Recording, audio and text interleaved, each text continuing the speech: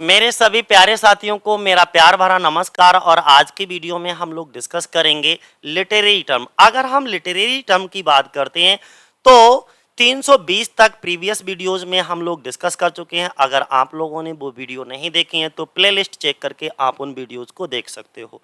चलो आज हम 321 से डिस्कस करेंगे। तो चलो शुरुआत कर लेते हैं। 321 पे क्या है, हमने आपको बताया कि 320 तक डिस्कस कर चुके हैं और 321 नंबर ये है।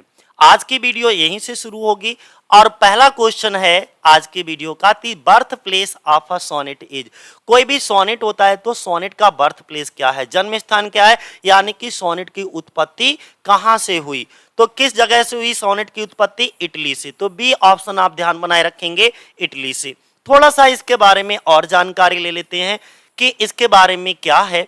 अगर हम सोनेट की बात करते हैं तो ये जो सोनेट शब्द है वो क्या है, एक पोएटिक फॉर्म है विच ऑरिजिनेटेड, जिसका ऑरिजिनेटेड यानी कि जिसकी उत्पत्ति कहां हुई, इटली में हुई। तो ध्यान बनाए रखना ये इटली देश, ठीक है, कि इटली से सोनेट की उत्पत्ति मानी जाती है। इसके बाद में आपको यह बताना है कि सोनेट का इन्वेंशन करने का जो क्रेडिट है वो किसको दिया जाता है।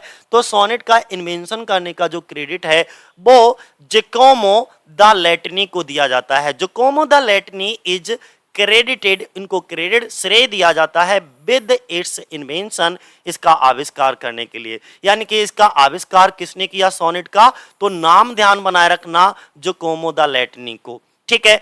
द टर्म, अगर हम इस शब्द की बात करते हैं, the term sonnet is derived from, ये कहां से आया है? तो इटालियन वर्ड सोनेटो से।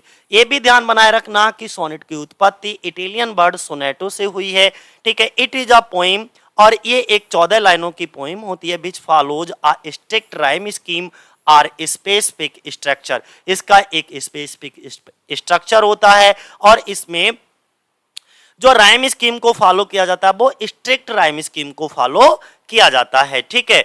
अब हम अगला क्वेश्चन डिस्कस करेंगे। नेक्स्ट क्वेश्चन हमारा क्या है, उन्होंने कहा the principal object of satire, जो व्यंग होता है, जो सटायर होता है, उसका मुख्य उद्देश्य क्या है। और ये पीजीटी के 2013 में पूछा गया है। तो जो व्यंग करने का मुख्य उद्देश्य होता है किसी को रिडिक्यूल, फॉली और बाइस, ठीक है। तो ये शब्द ध्यान बना रखना, डी ऑप्शन हमारा सही होगा। इसका मुख्य उद्देश्य ही यही होता है, किसी को रिडिक्यूल करना, है ना, किसी भी ह्यूमन वीकनेसेस, जैसे मान लीजिए कोई भी ह्यूमन है उसकी वीकनेसेस या उसके फॉल्ट या उसकी बाइस को उजागर करना, ठीक है, उसको रिफॉर्म करने के उद्देश्य से सटायर किया जाता है।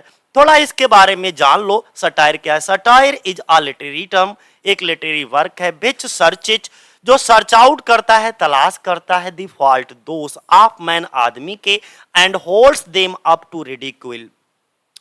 अर्थात उनके कहने का मतलब सिर्फ इतना है कि यहां पर किसी भी आदमी के, यानी कि व्यंग का साहित्यिक काम यही है जो पुरुषों की गलतियों की खोज करता है और उन्हें उपहास के लिए रखता है, ठीक है, रिडिक्यूल के लिए रखता है।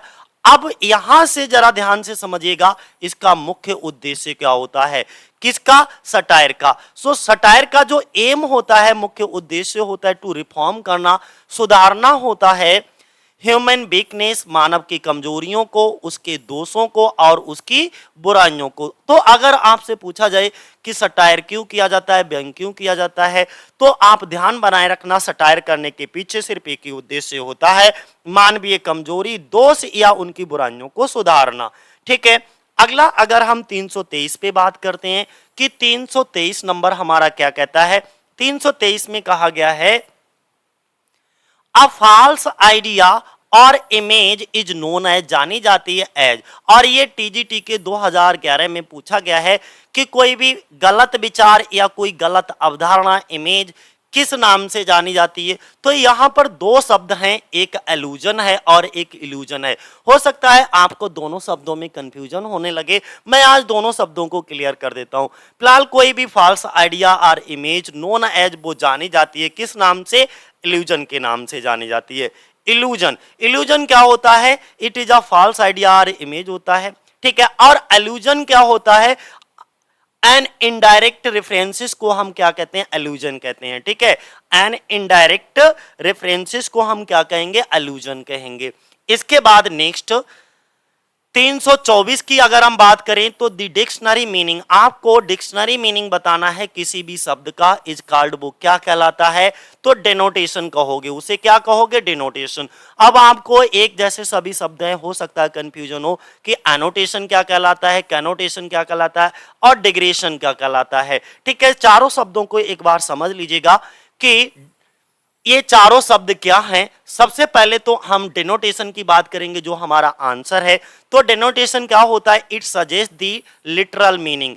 अगर हम लिटरल मीनिंग की बात करते हैं तो लिटरल मीनिंग को हम क्या कहते हैं, डिनोटेशन कहते हैं, ठीक है। Phrase they appear in a dictionary.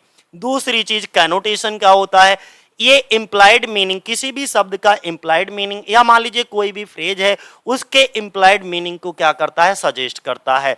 और एनोटेशन क्या होता है, ये एक प्रकार का नोट होता है, a note added to a text. मान लीजिए कोई भी इंपॉर्टेंट है, आप कोई टेक्स्ट पढ़ रहे हो, उसमें कोई इंपॉर्टेंट है तो आप एनोटेट कर सकते हो, उसमें ऐड कर सकते हो किसी बुक में या ड्राइंग में, ठीक है, एज द कमेंट और एक्सप्लेनेशन के रूप में। और डिग्रेशन क्या होता है, ये डायवर्जन होता है फ्रॉम द सब्जेक्ट कोर्स या किसी आइडिया, किसी भी सब्जेक्ट कोर्स या आइडिया के डायवर्जन को हम क्या कहते हैं, डिग्रेशन कहते हैं, ठीक है।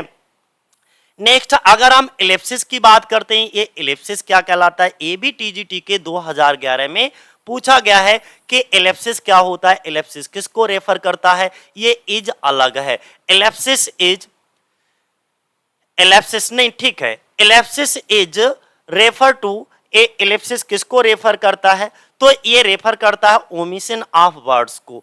ध्यान रखना इलिप्सिस का मतलब क्या होता है, ओमिशन ऑफ वर्ड्स। यहां पर समझो इलिप्सिस का मतलब होता है इट इंडिकेट करता है that words have been omitted in a text are missing are illegible which gives the reader a chance to fill a gap, ठीक है। जैसे तुमने देखा होगा, जैसे हमने सी और फिर ऐसे टी लिख दिया, तो इसमें क्या करना है, अगर ए भर दें तो यही, मान लीजिए कोई भी ये मिसिंग वर्ड आपका क्या कहलाएगा, ये मिसिंग वर्ड क्या कहलाएगा, इलिप्सिस कहलाएगा, ठीक है। तो ओमिशन ऑफ वर्ड कहते हैं।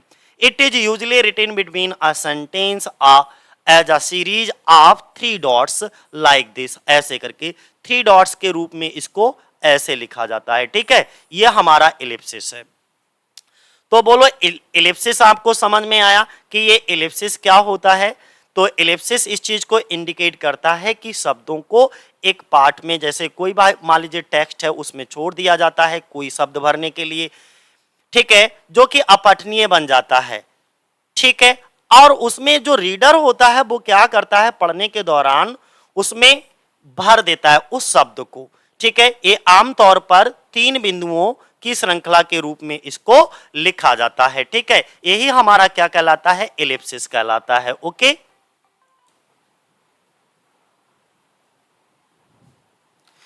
अब यहां पर देखिए 326 नंबर पे क्या है, 326 नंबर पे बात करें तो उन्होंने कहा यूजिंग सॉफ्टर साउंड, यानी कि सॉफ्टर साउंड को यूज करना या सॉफ्टर साउंडिंग वर्ड्स को यूज करना टू अवॉइड ब्लंटनेस, ऐसे शब्दों के स्थान पर जो किस, यानी कि बहुत हार्श वर्ड होते हैं, दुखी कर देने वाले कठोर वर्डों के स्थान पर, तो कठोर शब्दों के स्थान पर आप विनम्र शब्दों का इस्तेमाल करते हो या ऐसे शब्दों का इस्तेमाल करते हो जो हमारे कानों को या हमारे मन को सुनने में अच्छे लगते हैं, तो उसे हम क्या कहते हैं, ऐसी लैंग्वेज को, ऐसे शब्दों को हम क्या कहेंगे, एफेमिज्म कहेंगे। क्या कहेंगे, एफेमिज्म, ठीक है। तो एफेमिज्म जो होता है वो क्या होता है, यूजिंग सॉफ्टर साउंडिंग वर्ड्स, यानी कि ऐसे सॉफ्टर साउंडिंग वर्ड्स का इस्तेमाल करना, किससे बचने के लिए, टू अवॉइड ब्लंटनेस या बल्गैरिटी, यानी कि बल्गैरिटी जैसे गाली गलौज वाले शब्द नहीं होते हैं जो सुनने में हमारे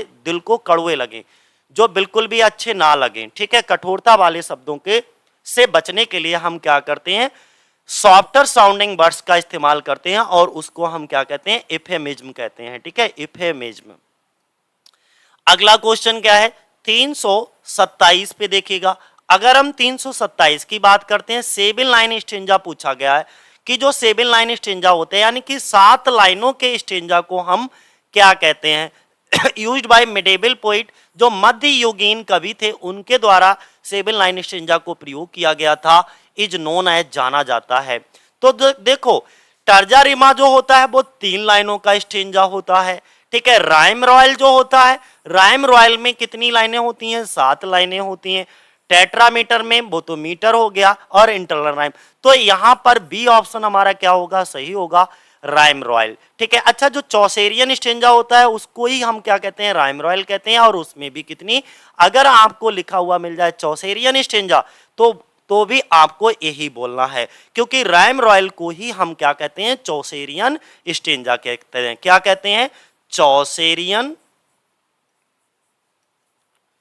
स्टेंजा, ठीक है। तो दोनों में आपको कंफ्यूज नहीं होना है, चौसेरियन स्टेंजा और राइम रॉयल दोनों एक ही हैं, और इसमें कितनी? 7 लाइन होती हैं। थोड़ा सा डिटेल पढ़ते हैं हम लोग। देखो rhyme royal it is known है, जिसको जाना जाता है, किस नाम से जाना जाता है? चौसेरियन स्टेंजा के नाम से जाना जाता है, ऑफ 7 आइम्बिक पेंटामीटर लाइंस, और इसमें 7 आइम्बिक पेंटामीटर लाइन होती हैं। इट वाज फर्स्ट यूज, और सबसे पहली बार इंग्लिश में, इंग्लिश कविता में इसका यूज 14th सेंचुरी में जेफरी चौसर के द्वारा किया गया था। और इनका वर्क कौन सा था? ट्रायलस एंड क्रेसिडा में, ट्रायलस एंड क्रेसिडा में, and the Parliament of Fowls में इसका सबसे पहली बार यूज हुआ था। किसका? राइम रॉयल का। किसके द्वारा किया गया? जेफरे चौसर के द्वारा। कब किया गया? 14th सेंचुरी में। Chaucer used it in the Canterbury Tales, और जो जेफरे चौसर का एक प्रसिद्ध वर्क है कैंटरबरी टेल्स, ठीक है, उसमें भी इन्होंने राइम रॉयल का यूज किया है। It is also used by Shakespeare. अच्छा, विलियम शेक्सपियर के द्वारा भी इसका यूज किया गया in the rape of Lucrece में, और विलियम मॉरिस के द्वारा इसमें अर्थली पैराडाइज में यूज किया गया। देखो पैराडाइज लॉस्ट जॉन मिल्टन के द्वारा लिखा गया, और अर्थली पैराडाइज जो है वो विलियम मॉरिस के द्वारा लिखा गया। ध्यान बनाए रखना। अब दूसरी चीज आपसे कभी कभी पूछ ली जाएगी कि राइम रॉयल जो चौसेरियन स्टेंजा होता है उसकी राइमिंग स्कीम क्या होती है? तो राइमिंग स्कीम क्या होती है? ए बी बी और डबल सी, ठीक है, ये इसकी क्या होती है? राइमिंग स्कीम होती है।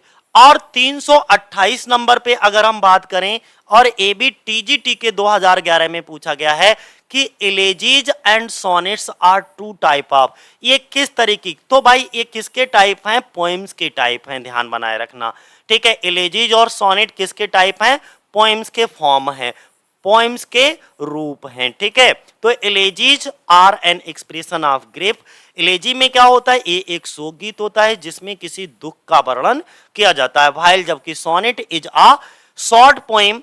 सोनेट एक छोटी सी कविता होती है जिसमें टोटल कितनी? 14 लाइन, यानी कि 14 लाइनों की एक कविता को हम क्या कहेंगे? सोनेट कहेंगे। बोलो इतनी बात समझ में आ गई।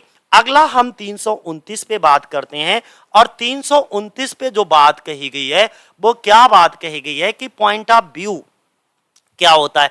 एबीटीजीटी के 2011 में पूछा गया।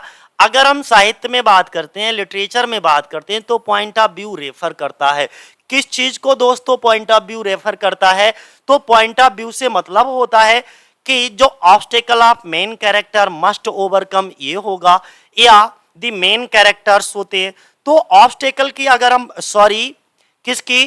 पॉइंट ऑफ व्यू की बात करते हैं, तो पॉइंट ऑफ व्यू जो दृष्टिकोण के लिए कहा जाता है, जो दृष्टिकोण होता है उसको बोला जाता है। और ये किसको शो करता है कि ये कहानी कब और कहां से ली गई, यानी कि when and where the story take place, ठीक है। When and where the story, कहानी कब और कहां होती है, उसी को हम क्या कहेंगे? पॉइंट ऑफ व्यू कहेंगे, ठीक है। तो पॉइंट ऑफ व्यू जो है वो क्या करता है? मीन्स ऑफ पर्सपेक्टिव, एक प्रकार का क्या होता है? पर्सपेक्टिव होता है, यानी कि दृष्टिकोण का अर्थ उस परिप्रेक्ष्य से है जिसमें द नरेटिव इज रिलेटेड, जिसमें कोई जो नरेटिव होता है, यानी कि ये जो जिसमें कोई कथा होती है या कोई नरेटिव से मतलब वर्णन करने वाला उससे संबंधित होता है, कोई भी कहानी हो वो उससे संबंधित होती है। अगला नेक्स्ट हमारे सामने आया है इन फिक्शन। अगर हम फिक्शन की बात करते हैं तो ऑथर का जो ओवरऑल मेन आइडिया होता है यार, most important message is called, क्या कहलाता है। देखो यहां से समझिएगा, उन्होंने कहा ओवरऑल मेन आइडिया क्या कहलाता है, या जो मोस्ट इंपॉर्टेंट मैसेज देना चाहता है किसी भी फिक्शन में लेखक, तो वो क्या कहलाता है। तो उसकी अगर हम बात करें तो वो क्या कहलाएगा। किसी भी लिटरेचर में लेखक का जो मुख्य विचार या सबसे महत्वपूर्ण संदेश कहलाता है, क्या कहलाता है भैया, वो थीम कहलाता है। क्या कहलाता है, थीम कहलाता है। ठीक है, ध्यान रखना, उसे हम कहते हैं विषय वस्तु। क्या होता है भैया, तो डी ऑप्शन हमारा सही होगा, यानी कि विषय वस्तु कहलाता है। Theme the author's main idea, और या तुम ये कह सकते हो उसका मुख्य विचार, या कौन सा मुख्य सब्जेक्ट जिस पर उसने उस फिक्शन को लिखा है। Most important message in a fiction और स्टोरी, किसी भी फिक्शन में या किसी भी स्टोरी में जो मुख्य मैसेज होता है, मेन आइडिया होता है, वो क्या कहलाता है, थीम कहलाता है। ठीक है, अब अच्छा इसके बाद क्या दे रखा है, प्लॉट। अब प्लॉट क्या होता है, प्लॉट क्या होता है, सीरीज ऑफ इवेंट्स, किसी भी घटनाओं की सीरीज, श्रृंखलाबद्ध, विच फॉर्म्स, जो forms the story of a novel, play और फिल्म।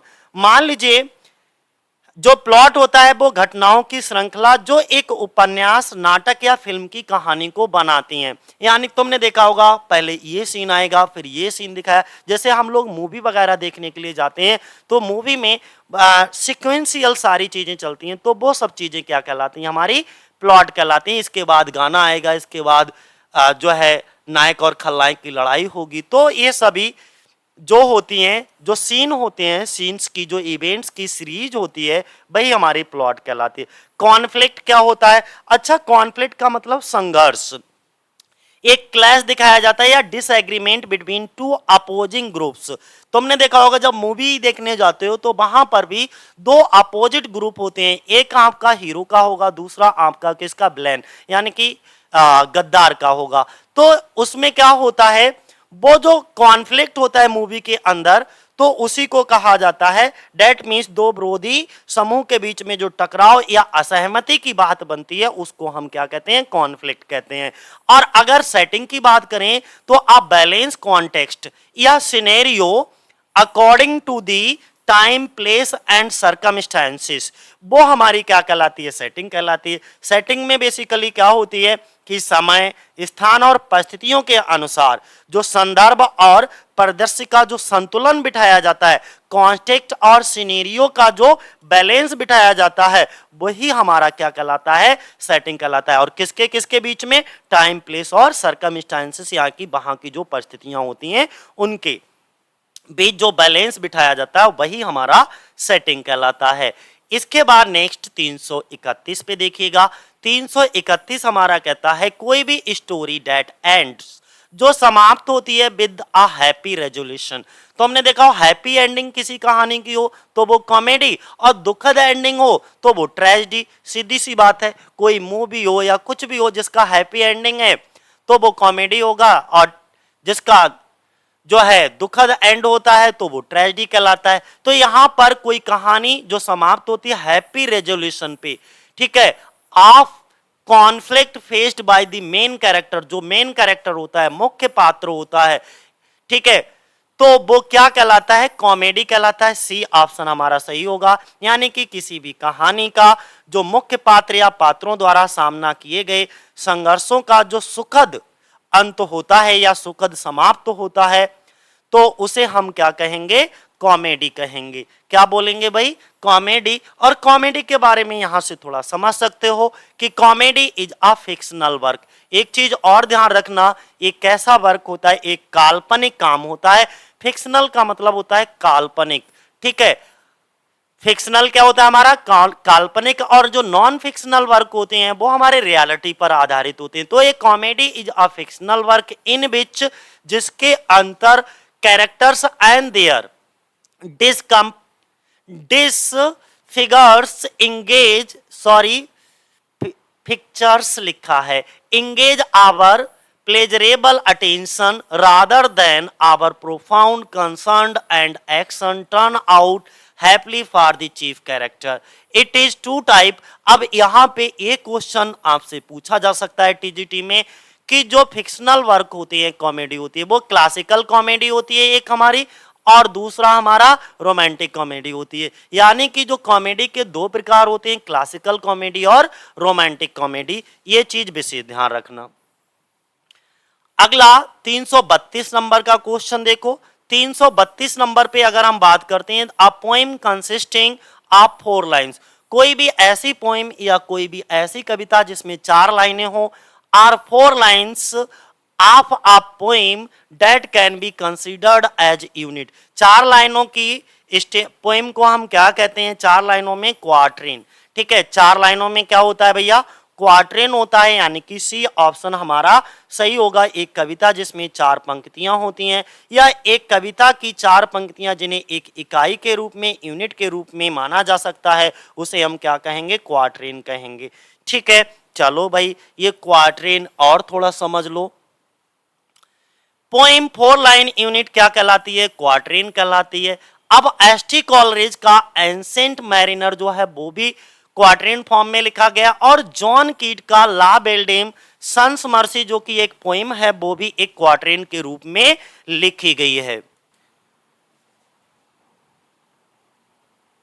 और अगला जो क्वेश्चन है वो आप यहां से देख सकते हो कि नेक्स्ट क्वेश्चन हमारा कौन सा है, जरा देखिएगा।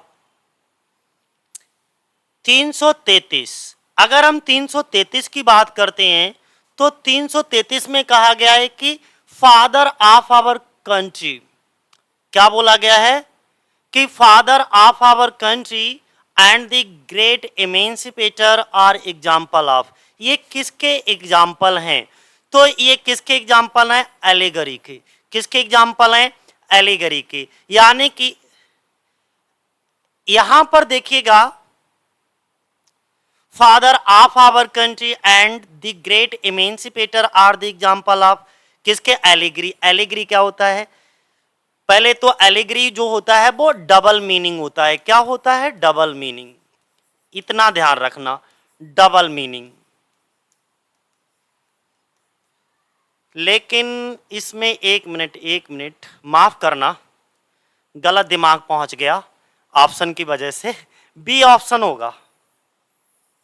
कौन सा ऑप्शन होगा? माफ करना दोस्तों, बी ऑप्शन होगा, एपिथेट। क्या होगा? एपिथेट होगा। ठीक है, father of our country and the great emancipator क्या होगा? एपिथेट कहेंगे इसको हम। ठीक है, अब जरा समझ लो ये एपिथेट क्या होता है। बी ऑप्शन सही है, यानी कि एपिथेट। फिर मैं रिपीट कर रहा हूं, कंफ्यूज मत होइएगा यहां पर। Epithet a term used to characterize a person और थिंग। किसी भी पर्सन को या किसी भी वस्तु को कैरेक्टराइज करने के लिए किसका प्रयोग किया जाता है? एपिथेट। ठीक है, तो फॉर एग्जांपल जॉन कीट का silver snarling trumpet and Alexander Pope का द ग्लिटरिंग फॉर फैक्स, ये हमारे क्या है? एपिथेट है। इसके बाद नेक्स्ट देखो, एक 334 नंबर पे, अगर हम 334 नंबर पे बात करते हैं तो a type of comedy in which, जिसमें ridiculous and often stereotyped character पाए जाएं। क्या बताया गया भैया? इसमें बताया गया कि इस एक प्रकार की कॉमेडी जिसमें रेडिकुलस का मतलब होता है हास्यास्पद, और स्टीरियोटाइप्ड का मतलब होता है रूढ़वादी कैरेक्टर्स। ठीक है, आर इन्वॉल्व्ड हो इन सिली आर फॉर फेचेज सिचुएशन में। सिली जो मुक्तापूर्ण चीजें होती हैं, ठीक है, फॉर फेचेज का मतलब दूर की स्थितियों में शामिल होते हैं, उनको हम क्या कहते हैं? तो उनको हम कहते हैं फार्स। क्या कहते हैं? फार्स। फार्स का हिंदी मीनिंग होता है स्वांग। क्या होता है हिंदी मीनिंग इसका? स्वांग।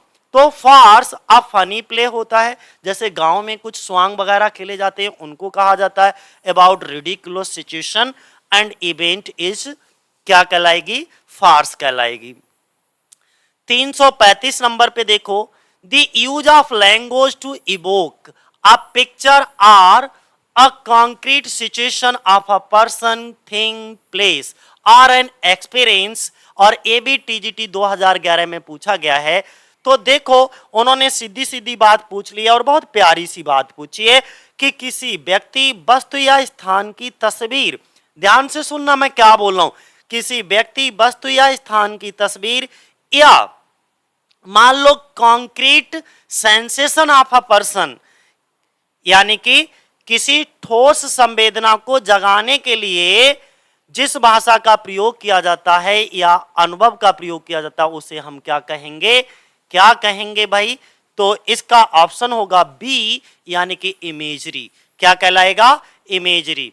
यानी कि इमेजरी क्या होता है? Use of language to evoke a picture और concrete sensation of a person, thing, place और एक्सपीरियंस, क्या कहलाता है? इमेजरी। तो ये कुछ डेफिनेशन ऐसी हैं जिनको आपको बार बार पढ़ना है कि इमेजरी क्या होता है।